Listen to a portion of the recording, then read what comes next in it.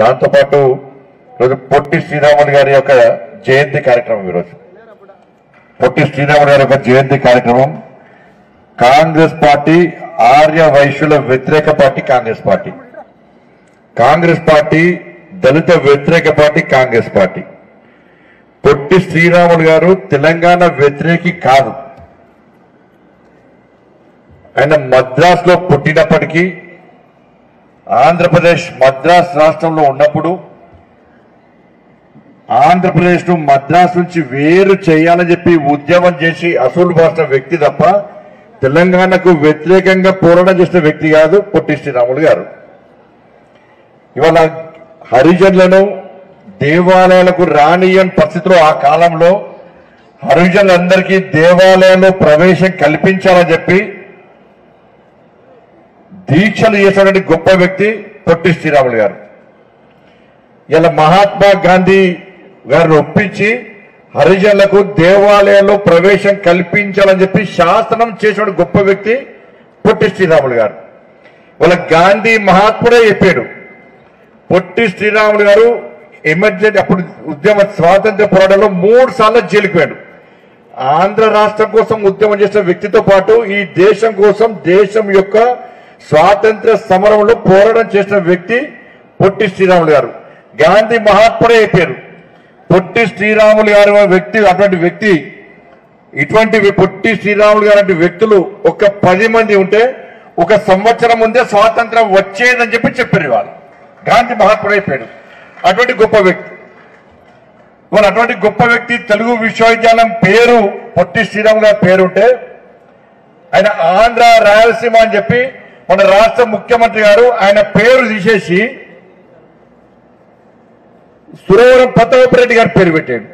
నిజంగా సురవరం ప్రతాపరెడ్డి గారు చాలా గొప్ప వ్యక్తి, గొప్ప రచయిత, తెలుగు భాషను ఉద్ధరించిన వ్యక్తి, మంచి జర్నలిస్ట్. దాన్ని ఏం అనుమానం లేదు. నిజంగా ఆయన ఎక్కడున్నా ఆయనే బాధపడతాడు రేవంత్ రెడ్డి గారి నిర్ణయం వల్ల. అరే పొట్టి శ్రీరాములు గారి పేరు చేసి నా పేరు పెడతారా అని చెప్పి ఆయనే బాధపడతాడు. నేనేమంటున్నా రేవంత్ రెడ్డి గారిని మనం అంత అంటున్నావు కదా, ఎన్టీ రామారావు చాలా గొప్ప వ్యక్తి. మరి ఎన్టీ రామారావు ఆంధ్ర రాయలసీమకు సంబంధించిన వ్యక్తి, మరి ఎన్టీ రామారావు పేరు చేస్తావా? కాసు బ్రహ్మానంద రెడ్డి ఆంధ్రకు సంబంధించిన వ్యక్తి, ఆయన స్టేట్ ఉంది, ఆయన పేరు చేస్తావా? నీలం సంజయ్ రెడ్డి గారు ఆంధ్రకు సంబంధించిన వ్యక్తి, మరి ఆయన పేరు చేస్తావా? మరి దమ్ముందా? తీసేసే దమ్ము నీకుందా? అంటే వాళ్ళకొక రోజు పొట్టి శ్రీరాములు ఒక రోజు. పొట్టి శ్రీరాములు గారు అసలు తెలంగాణ వ్యతిరేకి కాదు, తెలంగాణ ఉద్యమం అప్పుడు లేదు. ఆ సమయంలో ఆయన మద్రాసులో ఉన్నటువంటి ఆంధ్ర రాష్ట్రాన్ని వేదికని మాత్రమే చెప్పాడు ఆయన. ఇవాళ అటువంటి గొప్ప వ్యక్తి అలా ఆర్య వైశ్యులకే కాదు, ఆర్య వైశ్యులు ఆరాధ్య దైవంగా భావించినటువంటి పొట్టి శ్రీరాములు గారు ఒక స్వాతంత్ర సమర యోధుడు, స్వాతంత్ర్యం కోసం జైలుకున్న వ్యక్తి. అటువంటి వ్యక్తిని అవమానపరిచే విధంగా, ఆర్య వైశ్య సమాజాన్ని అవమానపరిచే విధంగా ఇవాళ రేవంత్ రెడ్డి గారు వివరించిన తీరును వాళ్ళ హిందూ సమాజం, ఆర్య వైశ్య సమాజం కానీ ప్రతి భారతీయుడు ఇలా గ్రహించాల్సిన అవసరం ఉంది. ఇంత ఘోరం అన్న అంటే ఆయన అనుకుంటే ఒకటి, ఆయన అనుకుంటే ఒకటి. అసలు ఆయన పద్ధతి ఎట్లుందో నాకు ఇప్పటికీ అర్థమవుతలేదు. రేవంత్ రెడ్డి గారి పాలసీ ఏంది, నీ ఆలోచన ఏంది? కాబట్టి భారతీయ జనతా పార్టీ రాష్ట్ర ముఖ్యమంత్రి గారి నిర్ణయాన్ని మేము తీవ్రంగా వ్యతిరేకిస్తున్నాం.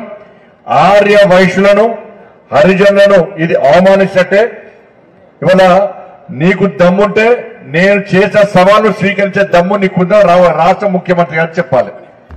కాబట్టి ఇటువంటి పరిస్థితి మంచిగా స్వాతంత్ర సమరయోధులు, స్వాతంత్ర సమరయోధులుగా గుర్తించాలి అన్న వ్యక్తి ఏ రాష్ట్రమా, ఈ రాష్ట్ర కూడా, ఆ రాష్ట్ర కూడా, ఈ కుల కూడా, ఆ కుల కూడా ముఖ్యం కాదు. ఈ దేశం కోసం, ఈ సమాజం కోసం, ఈ ధర్మం కోసం ఎవరైతే ప్రాణత్యాగం చేశారో వాళ్ళను స్ఫూర్తిగా తీసుకొని రాబోతలకు స్ఫూర్తిగా ఉండాలని చెప్పి విగ్రహాలు పెడతాం. వాళ్ళ చరిత్ర చెప్పుకుంటాం మనం, పుస్తకాల్లో వాళ్ళ పాఠ్యాంశాలుగా చేస్తాం మనం. ఇది చరిత్ర, ఇది సంస్కారం అంటారు దీన్ని. కానీ ఈయన ఆ రాష్ట్ర పైన, ఈయన ఈ దేశం పైన, ఈయన ఈ కుల పైన, ఈయన ఆ కుల పైన వీళ్ళ చరిత్ర ఉంచనీయమని చెప్పి స్వాతంత్ర సమరుల చరిత్ర తిరుమల చేస్తా అంటే ఇలా యజారాజా ప్రధాన రాహుల్ గాంధీ ఏం చేస్తాడు? ఆ యూరోప్ ఏం చెప్పిండు? యూరప్ దేశం అట మన దేశంలో వ్యవహారంలో వాళ్ళు ఇన్వాల్వ్ అవ్వాలట. మీరు మా దేశంలో వ్యవహారాలు కూడా మీరు రండి, మీరు జోక్యం చేసుకోని చెప్పి రాహుల్ గాంధీ ఆడవ చెప్తాడు. అంటే కాంగ్రెస్ పార్టీ విధి విధానం అర్థం చేసుకోవాలి. కానీ ఈ తెలంగాణ రాష్ట్రంలో ఇక దౌర్భాగ్యం